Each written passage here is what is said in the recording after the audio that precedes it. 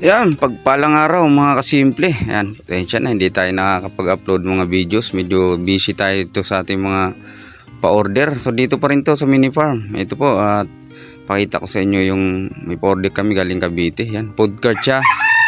Ang kakaiba niya, isang food cart, dalawang design. Yan yung una. Ito, nilagay ko na yung unang layer ng sahig. Ito yung pangalawa. At yan, medyo masikip ng konti yan. Pero ganun talaga dahil para hindi gagalaw-galaw. Saktuhan yan. At medyo maulan nga ngayon kaya hindi kami masyado nakapatuyo. Yan yung gilid na yan, meron niyang mga kunting awang para sa kuryente kasi lalagyan natin na lang ilaw dyan yung gitna o di kaya yung ibabaw. At ang ibabaw nito merong mga butas, merong sukat siyang pinadala niyan si Ma'am Felicia.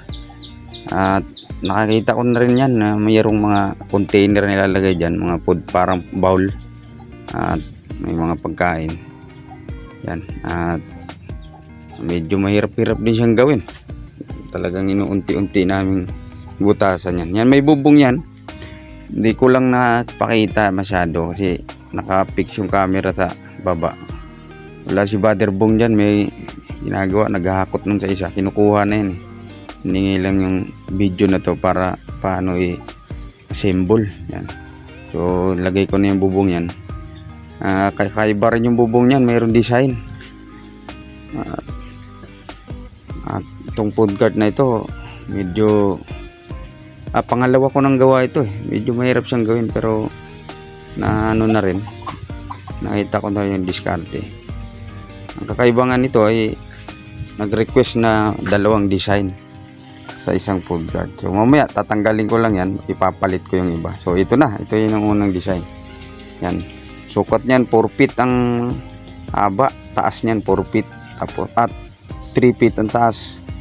Ganon din ang bubong niyan, 3 feet. Yan. So doon tayo sa pangalawang design, iangat lang yung nasa gitna doon sa ibabaw. Yan, meron ding banggaan yan.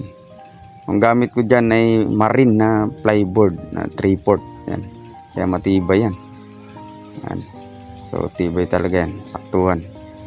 Ang ibabaw nito medyo maano ang sahig pero ibang kulay siya, mahogany ang kulay niyan. Yan. May mga banggaan sa gilid dyan, so, pag tinulak mo yan, okay na.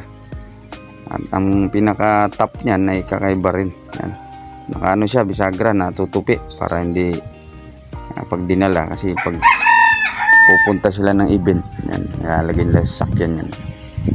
So ito yung ibabaw niya sa pangalawang design.